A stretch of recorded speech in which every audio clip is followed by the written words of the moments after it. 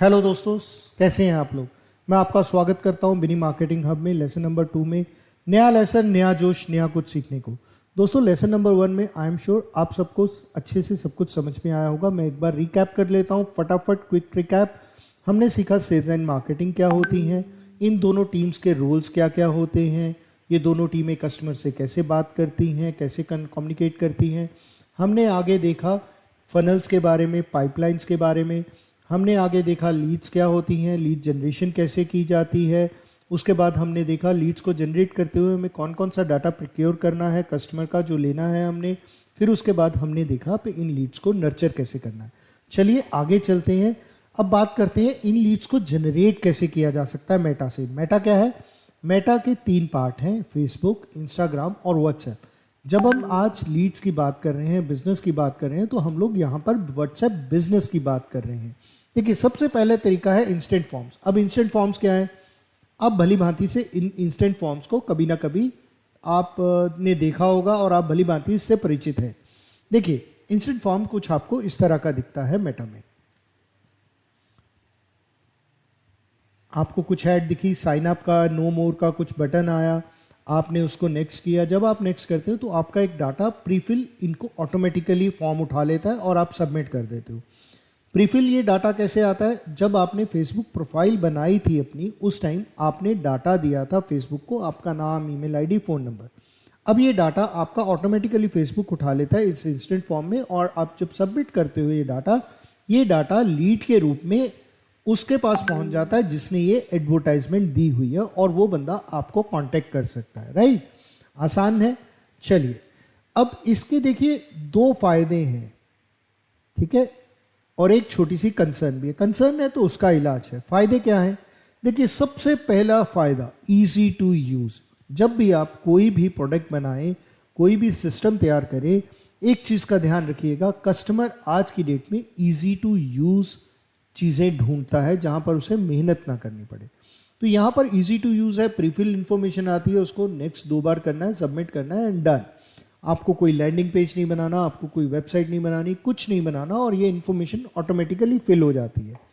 Concern, इसमें concern एक आता है जनरली जो लोग ऑलरेडी फेसबुक मेटा पे ऐड दे चुके हैं, उनको ये concern I am sure relate करेंगे। वो लोग कई बार बोलते हैं जी गलती से हो गया था, मैंने नहीं किया, या गलती से दब गया था। होता है, क्योंकि जब आप चेक कर रहे हैं, आपने बटन दबाया तो वो डाटा निकल गया, होता है। बट हम लोग इसको करने के लिए, ओवरकम करने के लिए, हम लोग इसमें कुछ कस्टम क्वेश्चंस ऐड ऑन कर सकते हैं। जैसे ये डाटा आपने देखा, ये डाटा आ गया था। अब इसके बाद जब ये नेक्स्ट करता है, इस डाटा के बाद कुछ हम लोग पर्सनलाइज क्वेश्चंस डाल सकते हैं। जैसे मैं बात करूं, हम लोग बात करते हैं, एग्जांपल लेते हैं किसी ट्रैवल टूर का, ठीक है। सपोज मैं कहता हूं एक ऐड हमने डाली, कश्मीर चलिए जी, घूम के आइए, कश्मीर का पैकेज हम इतने में दे रहे हैं, कोई ट्रैवल एजेंट है, राइट। अब जब उसने डाटा डाला तो डाटा में ये डाटा तो प्रीफिल हो गया उसका, जब उसने नेक्स्ट किया तो नाम, उसका फ़ोन नंबर, ईमेल आईडी आ गया, बट गलती हो सकती है। तो गलती हटाने के लिए हमने क्या किया, हमने जब वो नेक्स्ट करेगा तो हमने उसको क्वेश्चन दे दिया। क्या क्वेश्चन दिया? साहब आप कौन से मंथ में जाना चाहते हैं, ठीक है, आपके साथ कितने लोग जाना चाहते हैं, आप बस से जाना चाहते हैं, प्लेन से जाना चाहते हैं, ठीक है। ये जब हमने डाल दिया, हमने बजट डाल दिया, बजट आप कितना रखना चाहते हैं, ठीक है। अब वो क्या कर रहा है, कस्टमर यहाँ पर डाटा खुद से फिल कर रहा है और फिर सबमिट कर रहा है।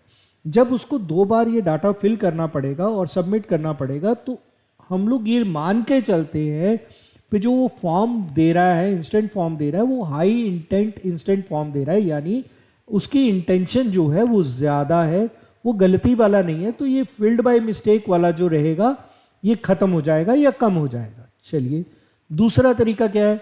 दूसरा तरीका है फेसबुक, इंस्टाग्राम और व्हाट्सएप पे हम लोग आपकी जो लीड्स हैं उनको ले सकते हैं आपके वेबसाइट और लैंडिंग पेज पे।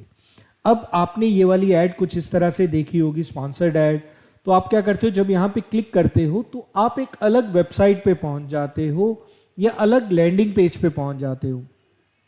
आप वहाँ पर जाके उस प्रोडक्ट के बारे में डिटेल में इंफॉर्मेशन लेते हैं। जब आपको डिटेल में इंफॉर्मेशन मिल जाती है तो आप उस प्रोडक्ट को बाय कर लेते हैं या आप इंक्वायरी डाल देते हैं। तो आपका ये फॉर्म हो जाता है जिसे हम इंफॉर्मेशन आपकी ले सकते हैं, आपका डेटा ले सकते हैं, आपकी लीड जनरेट कर सकते हैं थ्रू वेबसाइट और लैंडिंग पेज।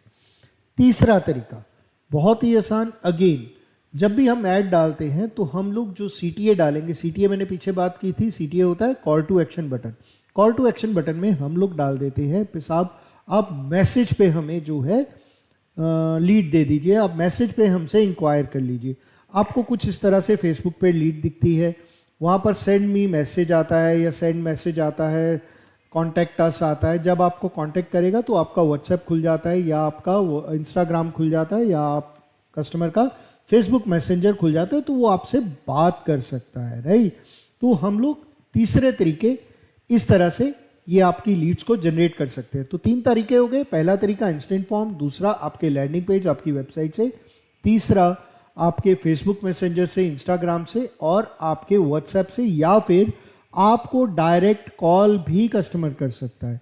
इन सब तरीकों से आप लीड जनरेट कर सकते हैं। आज के लेसन में इतना ही, नेक्स्ट लेसन में फिर मिलेंगे। Thank you.